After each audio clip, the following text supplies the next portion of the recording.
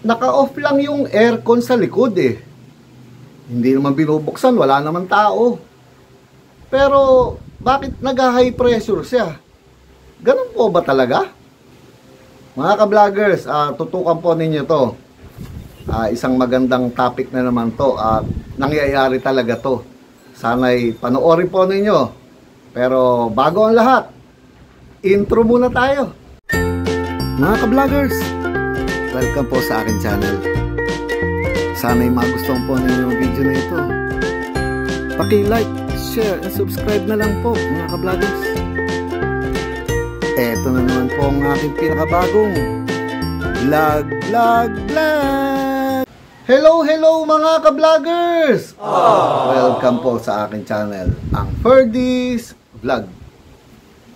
Mga ka-vloggers, gaya nga nung panimula ulit natin, isang napakahalagang topic po nito tungkol sa car aircon po mga ka-vloggers. Kasi madalas mga ka-vloggers, hindi natin nabibigyan ng pansin to. Marami sa may mga sasakyan na dual aircon, yung ibig sabihin na merong aircon sa likod, liban do sa aircon yung sa harapan.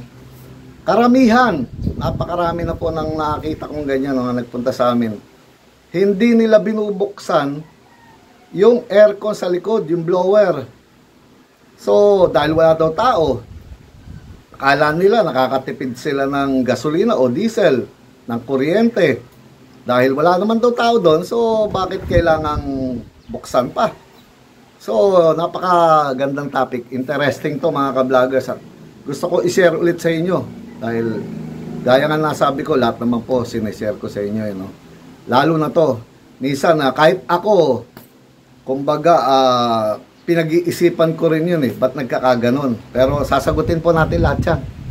Ganito kasi mga ka-vloggers eh. Ito. May dumating na naman po na customer sa atin. May problema siya tungkol sa aircon niya. Montero po to na kaya edad nung sa biyanan ko, siguro kung di ako nagkakamali, parang 2009 o 2012 ang model nung sa biyanan kong yan. Mga naunang Montero po yan na hindi pa yung teardrop na sinasabi. So ganito mga ka-vloggers, dual aircon, siyempre. Nung dumating siya, ang unang-una sinabi po sa akin, kagagawa lang ng isang technician, no? May nagrekomenda lang kasi sa amin eh. Nirekomenda kami. So, mga ka-vloggers, ganito. Merong gumawa daw po na ibang technician, pinalitan daw po yung kanilang auxiliary fan doon sa may condenser. Okay, kung siguro hindi na umiikot yun, pinalitan nila. Kasi ang sabi daw po, nag-high pressure yata. Nag-high pressure yung kanilang aircon. Yun ang sabi. So, sa isang konting ng banda ng kwento, medyo may tama. Na medyo nahuli nila. Kaya lang, siguro rin yung aux fan niya hindi umiikot or mabagal, pinalitan nila ng replacement.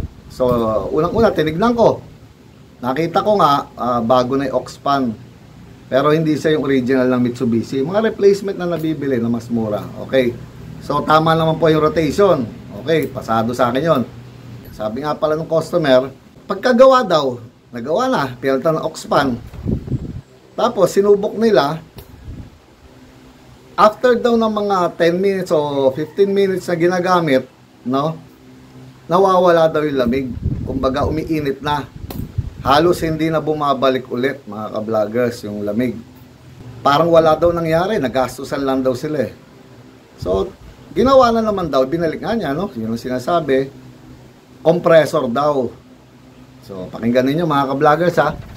Kasi daw, unang sinasabi yata sa kanya, kung hindi daw papalitan, ipapamasin yung harapan.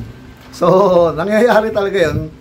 Sa mga lumang compressor, marami ako nakakitang ganyan, lalo sa mga TRS, mga ganyan, no?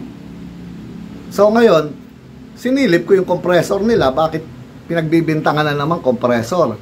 Tagal dito lang sa Olonga po yung shop na yun eh, alam ko na, hindi ko na sabihin ng pangalan. So, sa madaling salita, nakita ko yung compressor, ang ganda-ganda pa nung harapan eh. Kasi nga, pag pinaandar nga niya, ang ganda mag-automatic. habang nasa garahe pa niya. So, yung gap, halos kahit yung buhok hindi papasok pero hindi sila nagdidikit. Ang ganda. So, no need na ipamasin. So, nagtataka ako, ano ipapamasin nila dyan? Oh, yung pulley, ang ganda naman ng ikot. Yung gap, napakahalos dikit. Kahit buhok nga, hindi papasok yata So, kung hindi daw ipapamasin, papalitan ng compressor. So, nakakapagtaka na mga ka-vloggers, bakit compressor na naman, no? Tinignan ko, wala naman ako maano dahil nga may nag-recommenda lang sa atin, no? Check up ko, in-aircon yung, pina-on ko sa kanila aircon nila. So, binasa natin yung reading, okay naman lahat. Ang tinanong ko sa kanila, naka-on na po ba yung aircon sa likod pag ginagamit ninyo? So, ang sagot naman po nung customer, hindi naman daw nila in-on yun, lalo kung walang sakay sa likod. Isa na yun mga ka-vloggers, gaya ng topic na sinabi ko na sa mga naunang vlog natin, kahit kayo lang o isang tao lang, yung driver lang, mahalaga nabubuksan ninyo yung aircon sa likod. So, sa madaling salita, ang switch ng AC sa likod mo nandito sa may bandang baba ng dashboard malapit do sa may cambio, andun yung rear AC. So, sabi ko, hindi po pwede po na ganyan. Kailangan i-open nyo rin yung likuran dahil kahit walang sakay yun, mga ka-vloggers, mahalaga sa lahat nabubuksan ninyo yung likod para mabilis mag-circulate din yung lamig. Hindi na siya mahihirapang higupin yung init galing din sa likod. Nagsisirculate, recycle lang po yung lamig mga ka-vloggers. So, yun lang mga ka-vloggers dahil ang ganda ng aircon nung unang in-on niya. So, pagka on niya, nag-automatic pa. Pero ang sakit daw nun, once tumakbo na sila mga 15 minutes o 10 minutes, hindi na babalik ulit. Sa madaling salita, nag-high pressure siya. So, kung iisipin niyo, medyo magkakaroon din kayo ng dahil madalang din yun mga ka-vloggers. Marami rin kasi na gano'n na hindi nakakapagbukas ng likod pero hindi nag-high pressure. Alam niyo rin po ba kung bakit nangyayari yon? Kasi mga ka-vloggers, yung aircon na yon, nung kinargahan nila, yung Montero, bukas hanggang likod, tapos maaaring sobra ang karga, maraming kargang refrigerant. So, nakakarga siya para sa dual na puno, mahabang linya. Siyempre, hanggang likod, may evaporator sa likod, tinatakbo ng preon. Tapos, masyadong siksik, kumbaga, maraming load, marami sila ikinargang refrigerant. So, once pinatay nila yung likod, gumana yung solenoid valve, o tawag na shut-off valve, o gate valve, o kung anong valve pa ang gusto nyo itawag doon, check valve. Pero kadalasan solenoid valve yun doon sa likod bago pumasok ng evaporator na expansion valve. Andun po yun, may wire yun na dalawa, positive, negative. So, hindi bubukas ang takbo ng refrigerant papunta doon sa likod na evaporator hanggat hindi nyo ino-on yung aircon para sa kanya, yung rear AC. Kung harapan lang ang binuksan nyo, patay ang rear AC, sarado po doon yun.